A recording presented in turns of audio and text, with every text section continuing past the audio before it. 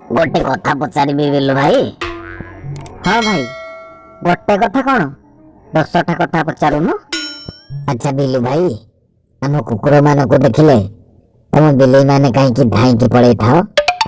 बुझिलु डगी भाई, तुम कुकुर मानकर अभद्रामी गुण देखी आमको जमार भल लगे से तुम मान पाखे आम जमार रही पसंद करनी आ कौन।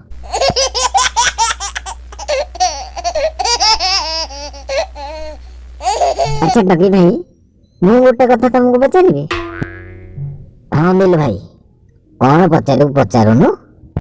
मु बुझी पारुनी डगी भाई, तुम कुकुर माने कहीं मनीष झाड़ा खाया तो पसंद कर। तू बोका टाकरे बिलु भाई, तू जानिनु कि भाई मनीष माने एते चालाक आ गुह खाइले आमे ताठारु आहुरी अधिक चालाक हो जीवु। सेति पई आमे गुह खाउ ना।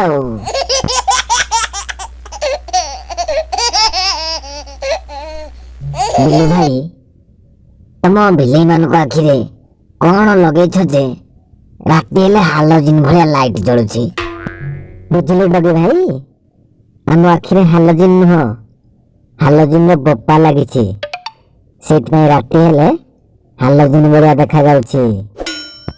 अच्छा भाई, हालोजिन ना को लगै देलनी, आहुरी जोर से देखा जाय थांता।